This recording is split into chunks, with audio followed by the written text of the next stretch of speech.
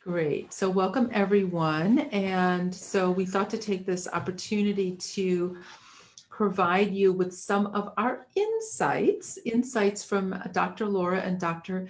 Janet on COVID-19 impacts, what we've really observed clinically through our system of BodyIntuitive since the beginning of the pandemic and what we are observing now. So we wanted to take advantage of this venue to share a little bit with you today. So welcome everybody. I'm Dr. Laura Stuve, for those of you that don't know me. And Janet and I started a project at the beginning of the pandemic to provide donation-only sessions to people with COVID-19. So not only working with people that have applied to our project, but with clients, family, friends, friends of friends. Many people have been impacted by this SARS-CoV-2 virus over the past many months. And we wanted to share what we are seeing in sessions, just give you some of our clinical observations. And this is the first of two events. Today, we're talking about the pandemic impact on people that have had COVID-19. Next Monday is part 2, and we're going to talk about the pandemic impacts on everyone, the stress of this era. So welcome. And Dr. Janet's going to get us started here. Okay, so as everybody knows, they think that this virus started in China, right? They even called it like the Chinese virus, but whether it really started in China remains to be seen. But one thing for sure is that the Chinese and Chinese medicine have a lot of experience in addressing pandemics. And so we saw that, China was able to very quickly bring COVID, under control. It broke out in Wuhan, and then there was kind of an explosion of cases and, overwhelm in the hospitals. And then suddenly, we heard basically that people had been cured of the virus using both Western and Chinese medicine techniques, including acupoint techniques as well as herbal medicine. And suddenly Wuhan was getting back to normal, and they really have not had a significant outbreak since then. So in order to understand like why this is, like what's the difference between how we may be dealing with the pandemic in the United States versus what went on in China, we have to look at one of the greats, Dr. Zhang Zhongjing, who wrote a very famous book. It was basically called, the Shanghanlan is basically called the treatise on cold stage disease, but it really has to do with pandemics. And so what I'll call him Dr. Zhang, what Dr. Zhang wrote about was how to treat a pandemic illness. And this, again, this text is almost 2,000 years old. So we want to learn a little bit today about what he had to say.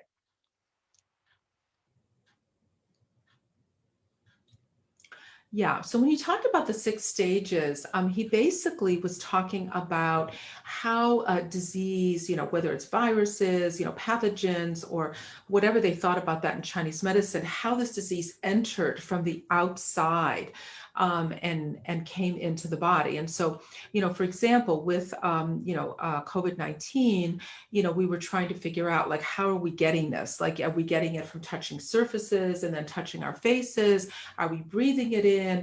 For a while we were worried that we might be getting it through, food contamination. We didn't really know. But basically, what the 6 stages overview is concerned about is, how are these things entering the body? That's really kind of the first 3 stages. They're working on how things are entering the body. And then once they enter the body, how are they penetrating into the body? So those are the first a few kind of, overall or overview of stages of the pandemic. And as it says here, with COVID, some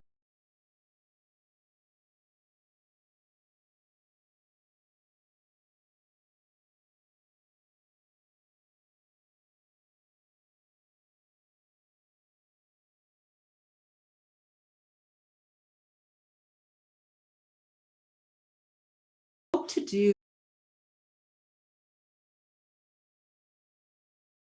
if somebody gets the virus is to really address it at one of these first 3 stages, because by the time it goes into the last 3 stages, then what we're seeing is that the internal organ systems are affected, or what we call the yin organ systems.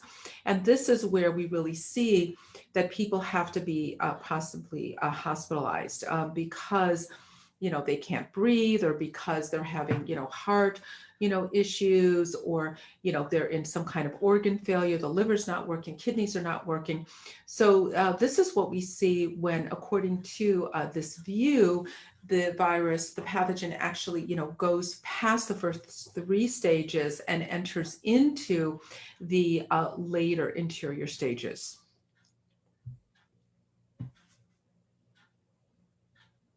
Yeah. So what are these first 3 stages called? Well, we call them, and we're really using the Chinese language here. First, the Tai Yang stage, then the Yang Ming stage, and then the Shaoyang stage. And basically, when you see these stages, what we're really saying here is that anything with yang in it is on the more exterior levels of the body. So when you see yang, it means it's more outside. It's not as sort of necessary to life, but by the time the pathogen penetrates to the inner part of the body, which are yin stages, then we know that really it's affecting the internal organs. So yang is good in the sense that it's still in the outer layers and levels within the body, the more yang layers, and we can try to expel it through those layers. So we have Tai Yang, we have Yang Ming, and then we have a stage that we call Shaoyang, which is what we're going to focus on today, which is, I just put this in here so that you know what we're talking about here. It's what we call the triple warmer and gallbladder meridian systems.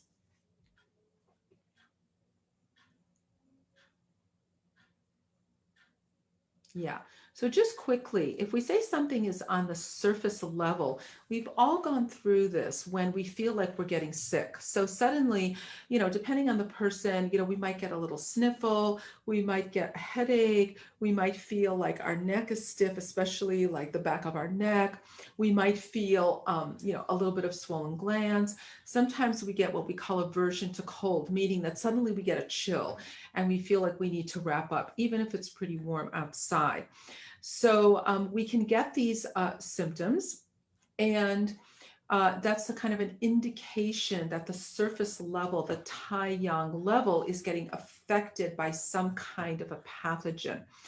And then if we're not feeling very strong on that particular day, we say we have a little bit of weak Wei Qi, our Qi energy system is on the weak side, then we can get further symptoms. And so this is when it goes very quickly from mild symptoms to more severe symptoms, like suddenly our throat is super sore, or we're having, our nose is like expectorating like crazy, we're having sneezing fits, and then we can even get, we're shivering, or sometimes alternating shivering with a fever. We can get a very bad headache. Maybe, our headache was really mild and suddenly like we have a pounding headache, and also muscle aches. And so this is just an indication that, the pathogen is sort of firmly in the body, and we may not be strong enough to fight it off on that particular day.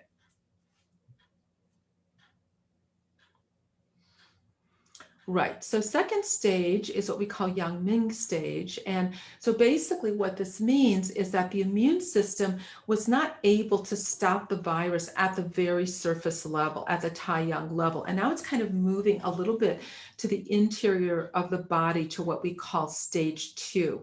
One of the classic symptoms of stage 2 is that suddenly our fever shoots up. And so we see this a lot with children. Maybe they're fine during the day, and then suddenly, nighttime comes and suddenly they have a fever of, 103, or sometimes even higher, and maybe they're sweating, they're very uncomfortable. And so that is an indication that the pathogen has moved to the second level.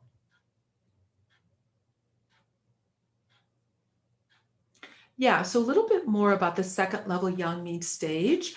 And so sometimes we will, and the strategy really to address this stage is to try to just sweat it out, right? So we have this fever, and the purpose of the fever is to just allow the body temperature to raise, to burn off the pathogen and to sweat it out of the body. But sometimes the body can't do that. Because number one, if we're a little bit on the weak side, we actually don't have the energy to produce a fever, right? So I bet you never knew that it actually takes energy to produce a fever, but it does. Basically, your body has to heat itself up on the inside, and that takes some energy.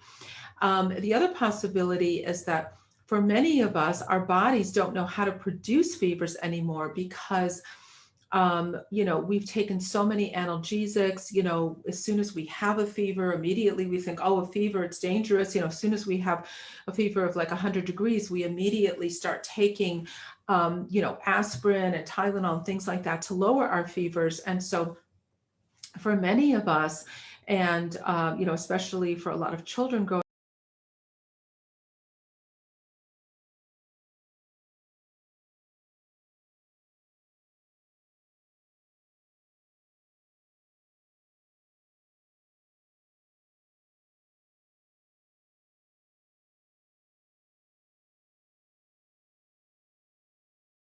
that this virus can be affecting the surface layers and levels 1, 2, and even 3 at the same time. And so a lot of times we may be getting, similar symptoms. So we might have fever, we might have a runny nose, we might have sore throat, we might have bad headache, more fever, some other what we call yang ming symptoms that can be some sort of internal digestive system distress, etc. And what we're seeing a lot with COVID-19 is that several layers and systems of the body are affected at the same time. So I want to just turn to our kind of focus for today, which is Shaoyang. And so Shaoyang is considered a very pivotal stage in Chinese medicine, according to Dr. Zhang and the his theory of the 6 stages. And it's kind of at this stage where the virus is determining, okay, am I going to leave the body, right? Is their immune system strong enough so that I'm going to be convinced to like exit the body?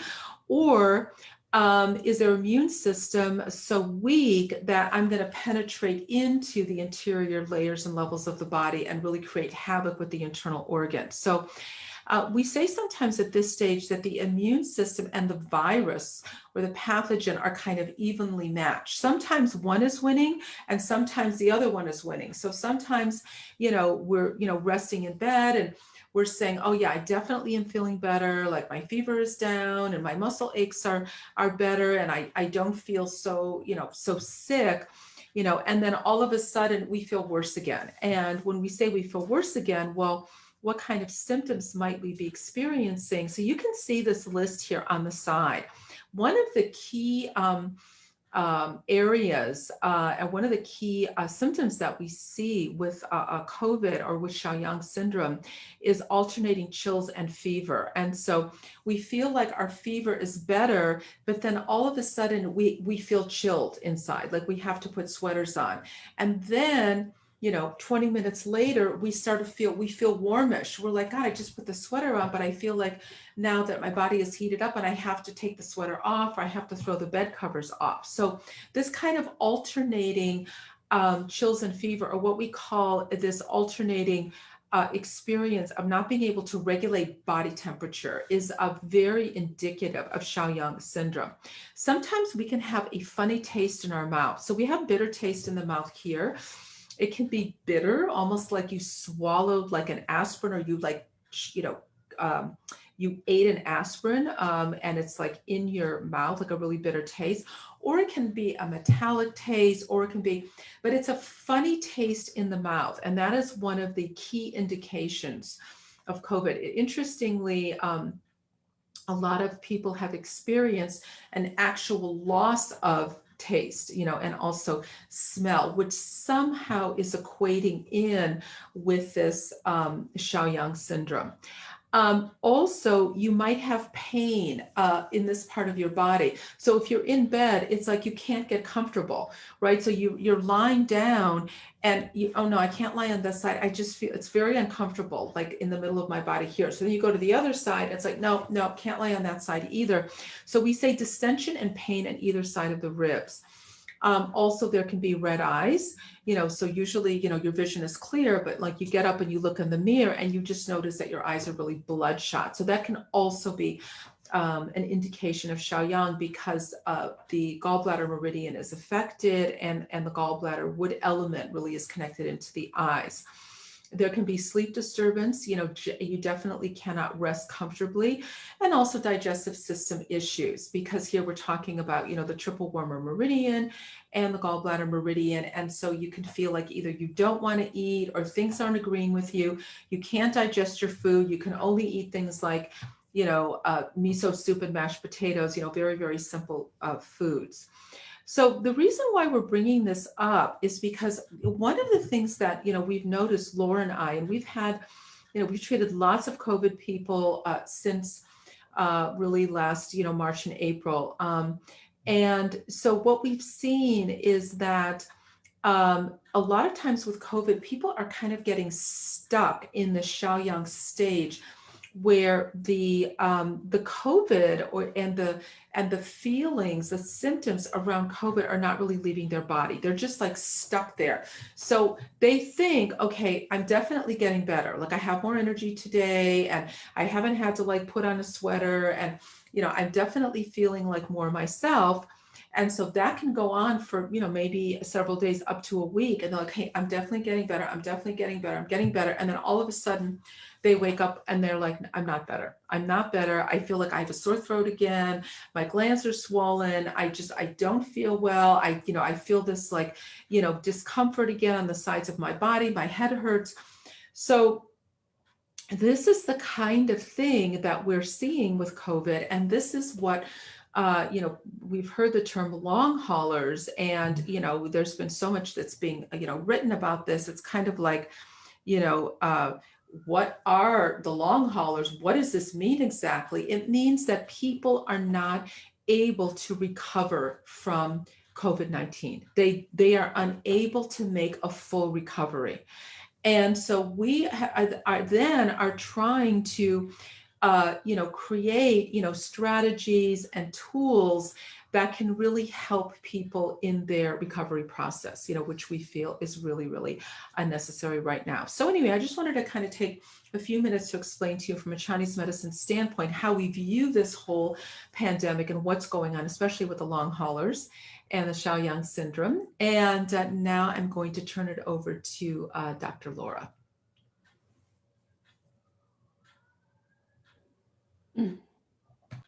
So this is a true body intuitive mini lecture because we've just been in the depths of kind of classical Chinese medicine theories that are really relevant today for a current health issue. And now we're going to dive over to the latest science. So we're all familiar with the lockdowns of the pandemic that have been in various structures in different parts of the world. But I want to let everybody know that there's another type of lockdown from COVID-19 for people that get this virus. And I think as healthcare practitioners and anyone, this is helpful to know about. It can help you make informed decisions. So just a little bit about me. My specialty is epigenetics. So the impact of any type of lifestyle factor on health, your diet, your traumas, whether you exercise or not, what infections you've had. And the observation is from the scientific perspective that adverse lifestyle factors like infections, like COVID-19, can actually put your genes in lockdown. They create imprinting on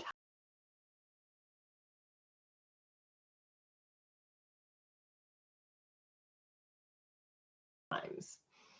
And the other thing to know about these lockdowns that happen on the DNA is that they get passed down. Not all the time, but the latest science has shown that you can pass down imbalances in your epigenetic code to your kids and your grandkids.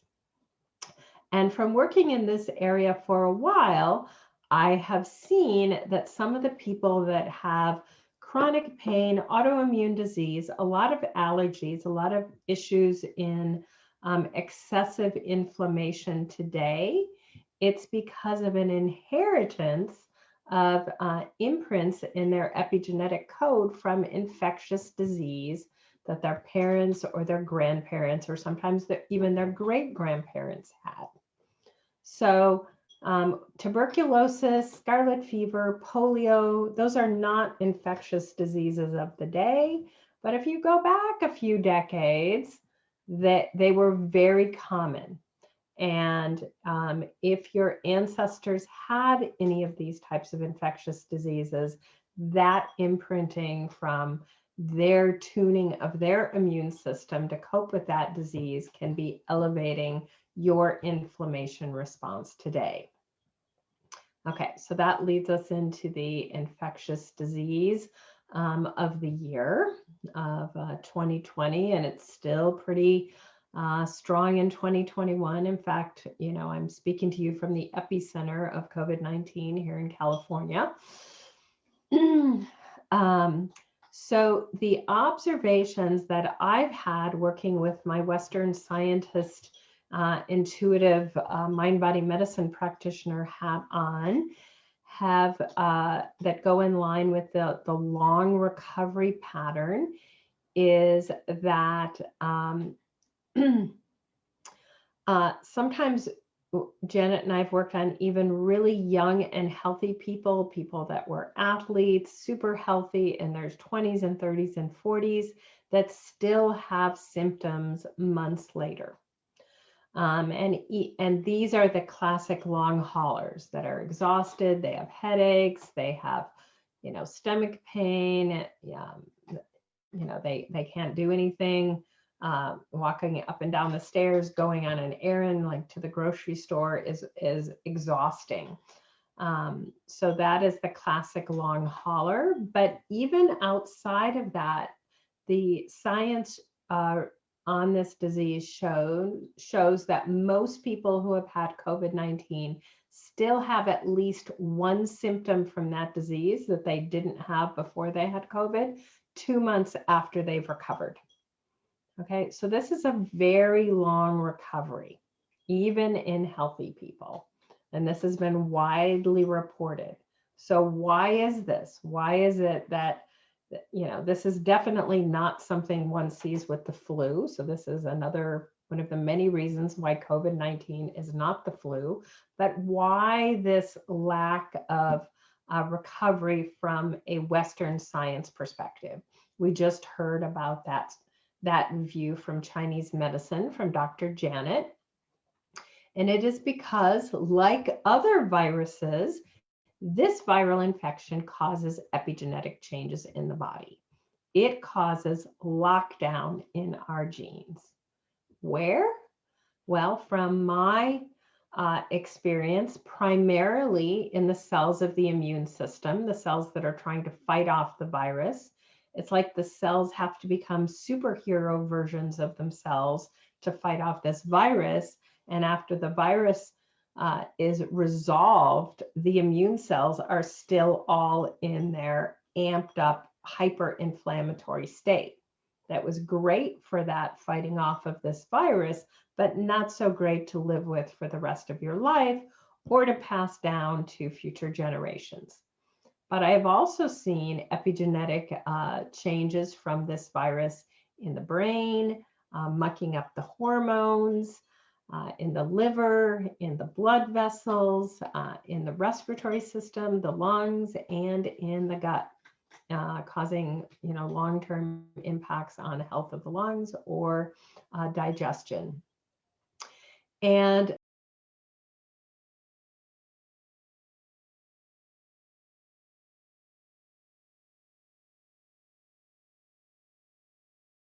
imbalances, meaning genes that are locked in the wrong configuration after this situation, is 6. So this is just, I'm reporting on what I have seen. This is not a big scientific study, you know, I'm not going to publish this, but I'm just saying this disease causes changes in the body.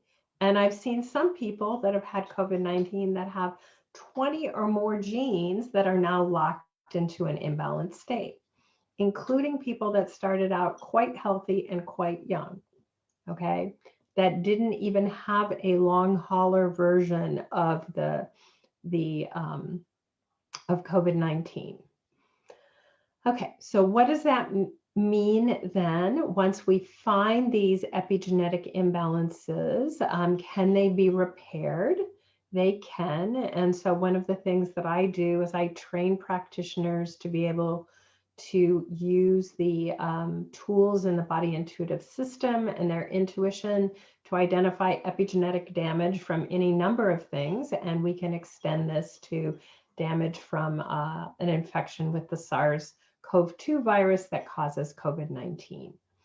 And so we look where in the body the impacts are. 95% of the time, I've seen that the impacts are in the immune cells, and often the immune cell impact is now the immune cells crank out more inflammation. The genes in those cells that make inflammatory cytokines, nobody used to know what the word cytokine meant, but now that we all know what a cytokine storm is, cytokines are the communicators in the body that cause inflammation or that turn inflammation off. And so it often takes a lot of inflammation or a lot of serious immune fighting to resolve this virus. And so the immune cells tune themselves for that. But after the virus is gone, this tuning is not advantageous for health. So we can work with the epigenetic repair tools in this system that really bring in a lot of the what we call East body strategies that Janet integrates into this system. So really super points, what we call the master points of BodyIntuitive, and other strategies from the system that help us repair the damage. And we've seen quite rapid recovery of long hauler symptoms using this approach. So it works. I just want to give you an example of what a post-COVID epigenetic repair session would look like. So I communicate to a client, COVID-19, or really any virus or infectious pathogen, can impact the immune system. And it can create elevated inflammation that's essentially locked in. It's stuck. The infection is done, the pathogen is no longer present, but the imbalance in the immune system is persistent. So in one example session, we found 3 cells in the immune system that had this high inflammation issue. And we used a combination of our master acupoints from the BodyIntuitive system to repair the damage on top of the DNA where the viral impacts were locked in. So that's just a 30,000-foot flyby of the type of work that we do. And now I can't talk about COVID-19 without spending just a moment on the vaccine. So I see a lot of people wondering, some of them are emailing me or asking me or just pondering this question on social media, are you going to get the vaccine? And then people write, yes, no, sometimes with 20 exclamation points after it. So there's a huge amount of polarization about vaccines in general. And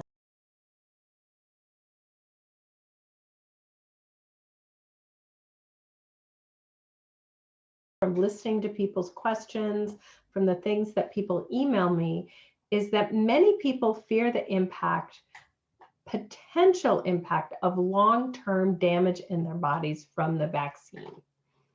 And okay, I want to highlight that any potential vaccine damage is usually also in the immune cells, and it can be easily and straightforwardly repaired with the tools in the system of mind-body medicine, BodyIntuitive, as well as other systems. But I'm inviting people to consider, okay, we have to decide it, what is the lesser evil, perhaps the disease, COVID-19, or the cure, the COVID-19 vaccine. And what I really am highlighting here is there are long-term health impacts from having the virus itself. So in choosing between these, you need to identify what is the best for my long-term health. One, I want to say that the impacts of either can be repaired, but the severity of this viral condition versus the side effects for the vaccine, for myself, I have determined from what I have read that the vaccine is much more safe than the virus. Okay, and so I just want to frame the question in this way for everyone to consider. So that was our mini East-West lecture to just share a bit about what we do in BodyIntuitive. We educate people on the latest science and ancient wisdom from Chinese medicine, and we teach them how to apply it to be healthier and happier. So